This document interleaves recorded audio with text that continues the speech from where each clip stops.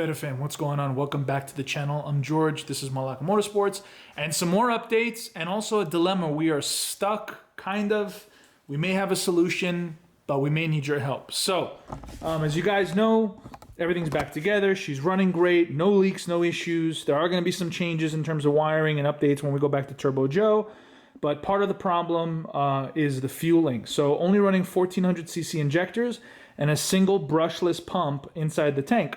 As you guys saw in the last time we were at the dyno, we hit 754 wheel, and that was maxing out the injector because the pump just kind of ran out at 754 wheel.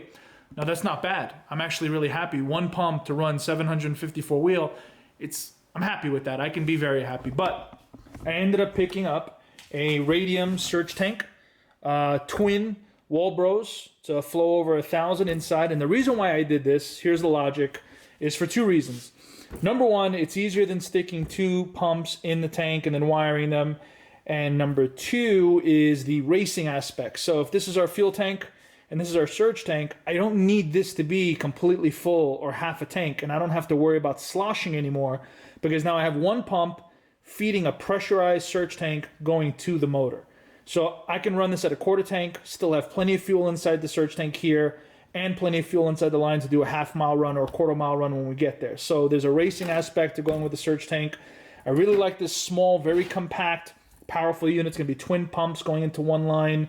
The cool thing about this is they're already built-in check valves. We called up Radium today to verify that, so I don't have to put any check valves inside the lines, because when two feeds are going into one, if one pump is not running, I don't want it to back into that other pump. So luckily that already comes set up from Radium.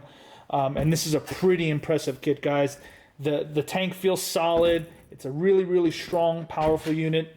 Pumps in there are pretty amazing. I'll list the part numbers in the description if you guys want to check it out. And I kind of like how they break everything down. And it comes with a wiring kit, of course, mount kit, all that goodness. Now, the big issue that we have, and I'll show you guys some pictures, and it's not an issue with the injector. We ordered from Fuel Injector Clinic 3.2 VR6 injectors. As you guys can see, that is, well, I don't know if it's hard to tell from there, but this is a 2.8 24 valve VR6. And the stigma with that is not a lot of people make high flow injectors for it. In fact, valving components, we were only had Ferrera as an option, as opposed to other VR6s having SuperTech, Ferrera, and other variations of, different valve kits that they could have, and cams, where we're limited on the 2.8. Now, hindsight, a few years ago, I picked up the 2.8 because it was so dirt cheap. We got the motor for like 150, 200 bucks, and you can get them now in the junkyard for about that price. And back then, 3.2 liters were $2-3 grand. They were really super expensive. So we ended up picking up a spare 3.2 liter a couple years later, but I've already put the Ferrera, valve train in there. Still have stock cams. Anyway, long story short, no one really makes injectors for this bad boy because the minimum requirement is roughly 70 to 75 millimeters that they have to be, because the depth going into the head is deeper than the 3.2. So what does that mean for us? We need long body injectors. We can't deal with short body. The biggest injector we found, long body, was 1500 cc's. I'm running 1400 cc injectors in there now because we want to flow E85. So we ordered short body 3.2 liter injectors from Fuel Injector Clinic, and they originally came with this spacer on the bottom. Now, as you can see, compared to, let's see if we can set this up so you guys can see it. Compared to 70 mil without that adapter, she's well within, 40 to 50 mil, which is going to be way too short. So we needed at least 70 millimeters in order to clear the depth of the cylinder head so it goes inside. Now, there are some things that we heard of that are not good in terms of the reason why they don't go with a super, super deep spacer and adapter on the bottom side, because of the fuel spray. Spray pattern, they say, might get affected, but we're kind of stuck between a rock and a hard place. So we ordered these off of Amazon. I'll put the link in the description so you guys can see what we ordered. And the bore, unfortunately, was too small. So check this out, guys. This was much smaller than this. So we went with a local machine shop that had a lathe on there, and they just perfectly wallowed out this so the injector nozzle fits perfectly on the inside here. So it fits, but that's a long travel. That's a long way for that spray to go. Now, I've seen videos, and again, stop me if I'm wrong, guys. Put in the comments below. Let us know. Again, we're learning as we progress with these builds. You know, a lot of the high flow 2000cc injectors that are like spraying or getting cleaned, it's more like a jet that's coming out. So I don't really see a spray pattern. Obviously, there's probably something that's more than meets the eye when it comes to spray injector patterns, but I think we can get away with this. And that, you know, gives us the length that we need so we can fulfill that depth inside the head. And it also gives us the 2150cc flow requirement that we'll need to make more power so it works with our new surge tank. So, you know, the current 1400cc injectors that we have in the car now are just not cutting it. And this is the only option. Unless you guys know something that, you know, we were unable to find. We've been scouring the internet, hitting up different places. We hit up Injector Dynamics. We hit up Fuel Injector Clinic. No one makes a large body injector that flows 2000 cc's or more. So we're kind of stuck with this short body, and no one can really customize an injector for us. So this is kind of like our own customization, I guess. I don't know if it's going to work. We're hoping it will. Hopefully we're able to make good power with it. This is kind of like our jerry-rigged kind of Frankenstein version of a high-flow injector. So we modified, again, the Fuel Injector Clinic's 2150 cc's that are, you know, about an inch shorter, and then adding these adapters on top. So I'm kind of nervous. I don't know what's going to happen. Hopefully they flow enough. Hopefully if they flow well enough, you know, Turbo Joe's going to be able to tell that as he's tuning to see how they're doing. But I think we're going to be okay. I'm hoping we're going to be okay. Or I'm going to be stuck with the 1400cc injectors. You know, maybe with the 2 radium pumps in there, the 2 wallbore pumps in the radium tank, we can make more fuel pressure and make more power with the current injector. But, you know, we bought these because we want to use them. There isn't an option out there that we're able to find. So if you know something, put it in the comments below. Shoot us some links. 2000cc injectors are larger. Large body is what we're looking for. We can't seem to find any. So we went with this short body Fuel Injector Clinic 3.2 liter VR injector, 2150 cc's. So tomorrow we're going to start making the lines. And the lines are just going to be mounted. The radium surge tank gets mounted in the back with the water tank. Again, guys, don't mind the mess. It'll get mounted in the back. And then once that gets mounted, the fuel line that goes from there all the way to the front of the car is going to get routed here. And then another line going to the rest of the 8AN feed that goes underneath the car. And then the return coming back is going to go here. And then there's going to be an overflow line that goes back into the OEM tank. So this is always going to be pressurized with fuel. And again, I'm sorry, guys, I just noticed it. Don't mind all the crazy wires. The previous owner was huge on a sound system, I think 10 years ago when the guy had the car. So there's a whole bunch of wiring. I think it was all top of the line stuff that was really big then, but we just ended up started ripping a lot of it out.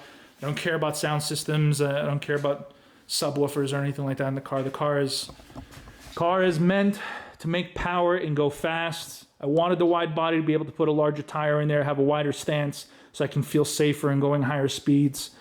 A lot of updates coming for the bottom end as well of the chassis.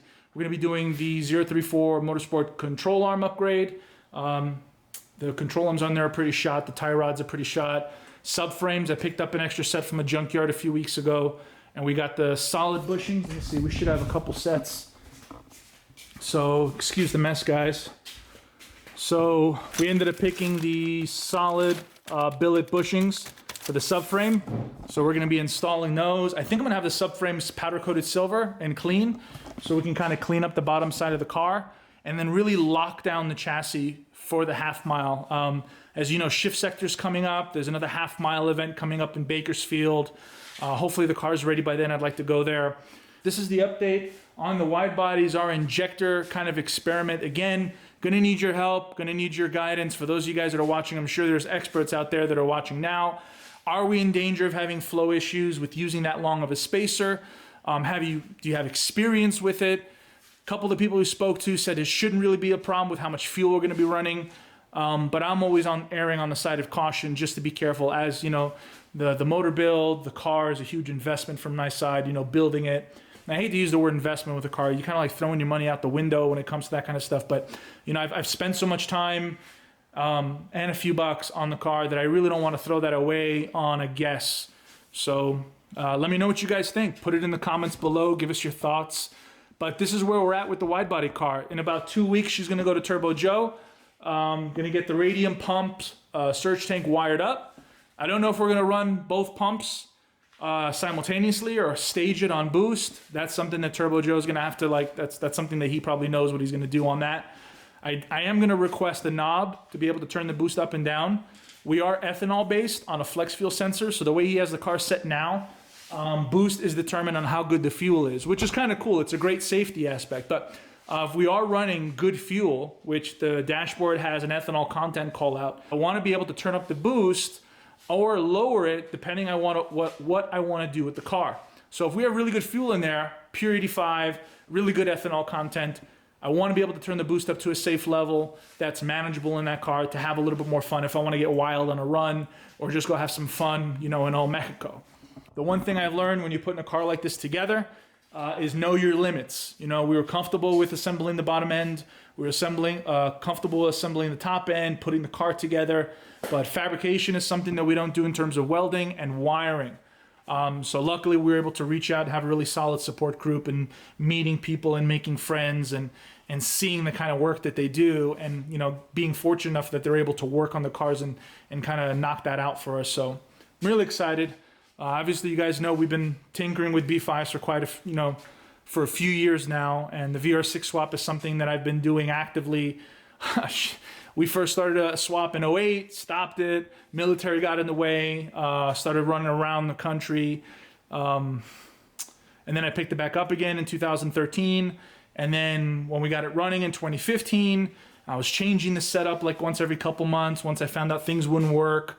Stock ECU, going into standalone now. So there's a huge evolution into this swap and into this car. So I'm really, really excited to see what's the next step, what's the next level that we can take it to. You know, is the water to air intercooler going to be enough? One side mount intercooler going to be enough for the power they're going to be putting down on this car? Is the turbo going to hold up? Is the motor going to hold up? Hopefully it does. You know, there's a lot of ifs here. We don't know. But 754 wheels so far, and the motor really hasn't skipped a beat. I'm really happy. And I'm just real excited to make more power and go fast. Right now the goal is half-mile racing with this car. We hold the world record with our RS3 at 178 mile an hour and a half, really turning it up and going crazy. And I think the fastest customer fully built RS3 went 183, 184. So if I can hit 180, 185 in this car and beat a DSG fully built RS3 customer car in this, I'd be really happy. That's my goal, is to make this a half-mile monster. If I can hit 190 in the next year or so in the half-mile in this car, even break 200, I think that will be really cool. Really kind of let the B5 kind of sit in the spotlight a little bit, as it's a beautiful car, it's a beautiful chassis. It's a legendary car in the Audi world. It's also a legendary broken car in the Audi world for so many of us that wanted to make power with the 2.7, with their 1.8s, and now with the VRs. And some of you guys are running 5 cylinders, which is pretty cool too. Anyway, that's it, guys. That's the update on this. More updates to come. We're going to be starting the build setup with Stav's car. Stav's parts are all here on the bottom shelf. His bottom end, his top end. I think we're waiting on rings for his pistons, new bearings, and some other goodies. Actually, no, he has bearings. Bearings are in, but we're waiting on some other things. And we have some other parts and other goodies and other things we're going to be doing for a couple other cars that we're really excited about. I'm not going to mention now, but a lot of updates, guys, as we continue to get back into the swing of things on YouTube. Thank you guys for the support. And that's it, guys. I'm George. This is Malaka Motorsports. Our next video is going to be with Stav starting the assembly build process, kicking off his series, assembling his 12-valve fully built motor, and I'm really excited to showcase that. So is Stav. He really wants to start making some serious power, and he can do that only with the built motor, and he's really excited about putting that together. So we'll see you guys in the next episode. As always, thank you for the support. If you haven't already, hit that like, hit that subscribe button. And again, guys, if you haven't gotten any Feta Fuel, what are you doing? Go get some Feta Fuel. Go have some fun. Drive safe, guys. See you guys in the next episode.